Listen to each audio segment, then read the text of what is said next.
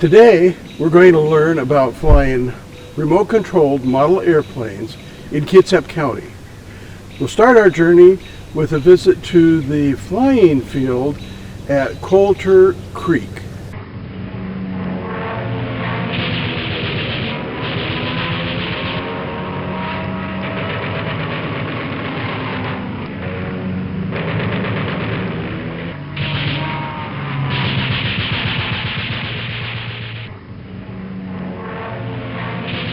I'm Casey Patton. I'm the current Vice President for the Kitsap Aircraft Radio Control Society, or KARCS for short. And you're right now at the KARCS flying site. This is the old McCormick Woods gravel pit. McCormick Woods went ahead and graded our runway that you see behind me. They basically packed it down, and our members have been working on improving the field since 2001. We're actually classified as stewards for this part of the park. We have basically 12.5 acres that you see behind you that is mowed, and the members come out and mow it.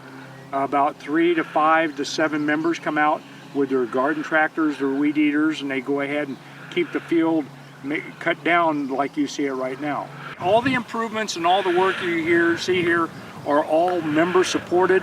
We don't get 1 penny from the parks. Anybody can join, but and if you have no flying experience, we provide instructors, airplanes, radios. All you have to do is just come on out, invest the time. We'll teach you how to fly, and by the time you finish, you will know how to fly your plane safely in accordance with the AMA guidelines. But the bad thing is I cannot guarantee you after that flight, after that instruction certification, that you won't crash, because anything that leaves the ground will come back down to the ground. Our club is a sanctioned AMA member, and so as a result of that, any member that flies here, or anybody that flies here, has to be a member of the AMA as well as joining our club so you can fly. We're able to fly helicopters, quadcopters, airplanes, electronic ducted fan jet aircraft, and our weight capacity for our airplanes are about 55 pounds. So that's a pretty big airplane. RC Airplanes is a great hobby for STEM because it teaches you the fundamental and the theory of aerodynamics, how an airplane flies, what makes it fly, the lift, the gravity, how an airplane maneuvers through the air. We were a member of the South Kitsap middle schools. We had 4 volunteers that used to go ahead and help the science classes build model airplanes. We gave them simulators. We brought them out here for flying days. I'm Dwayne Barrett. I am this year's president of the Kitsap ARCS Radio Control Society Club. It's a club that flies model airplanes. Today we're holding what we call the Warbird event. We're doing like carrier landings with airplanes, bomb drops, precision spot landings. Our national organization, the American Modelers Association, sanctions events and when they do that, they're backing it, and any other AMA club member can come and participate in that event then. In order to fly on a regular basis, you would need to be, first of all, a member of the American Modelers Association, which is our national organization, and then a member of our club. The American Modeler Association fees are $65 for the year, and our club is $60 for the year. Now, the benefit of joining the American Modeler Association is they provide insurance, liability insurance, that covers both you and the club while you're flying. Then we have instructor pilots. We have our head instructor, Greg Tinius, who would normally assign a pilot instructor. We have Casey Patton, who's an instructor. We have Terry Hubbard, who's an instructor. What we do is when we hook you up with an instructor, if you don't have an airplane yet, the club or the instructor will provide an airplane, and they do what we call buddy box. You will have 2 transmitters, and the 2 transmitters would talk to each other, and while the instructor is holding a button down, the student's transmitter flies the airplane.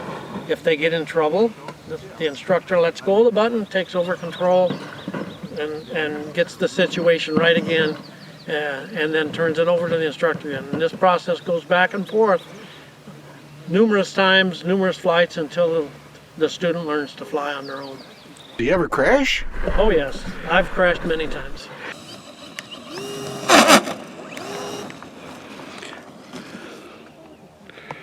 Mild crashes, you can fix the airplanes. If it's a total disintegration, well, then you're gonna go get another plane. You can get a bottom of the line, what they call ready to fly for a couple $100. That comes with the transmitter, the airplane, and then you would need batteries and a battery charger. And it can go pretty much as high as you want to go. And we welcome you to join the club. It's all about having fun and enjoying life. Come on out and fly. You'll enjoy it. It's a lot of fun.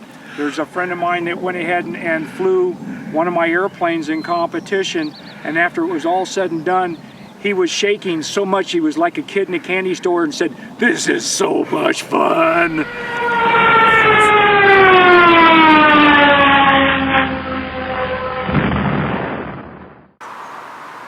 And while most people purchase their airplanes made of foam, almost ready to fly or ready to fly, there are some people who construct their own airplanes.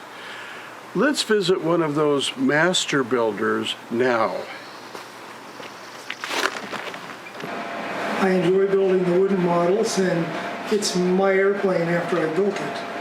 Well, you choose a design or a kit. Depends on the manufacturer, but a good one supplies most everything, including the plans. The plans would look something like this. And you build right on your plan. And then all the ribs are put in square. Once it's done like this, next we'll show the covering process. Okay, we're going to put a piece of monocoat on this piece of wood, show you how to do it. It seems to be hot enough. So we're going to stretch this tight from one side to the other. So we'll just catch it on the edge here.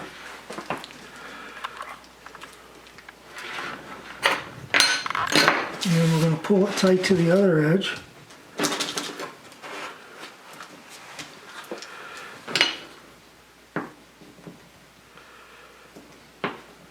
Like this. Okay, we've got it tight lengthwise. Now we're going to keep taking the wrinkles out as we work our way around.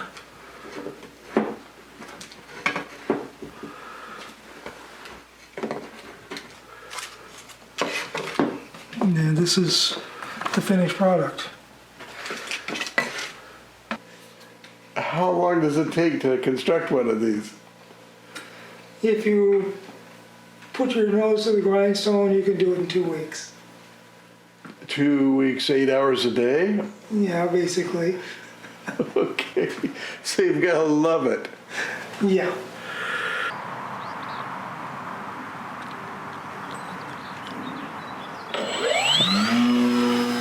And while people control their airplanes by observing them in the sky, another way is by viewing the airplane through the goggles.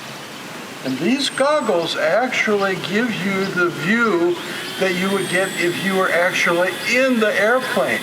So it's so much fun.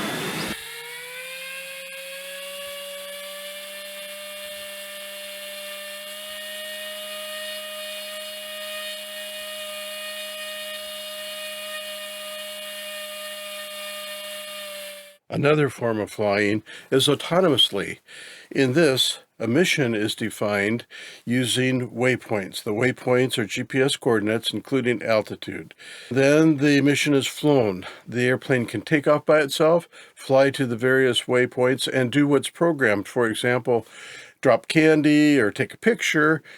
Once the mission is completed, the airplane can fly back home and land itself. I hope that you've enjoyed learning more about flying model airplanes in Kitsap County. Thanks again for watching. Goodbye.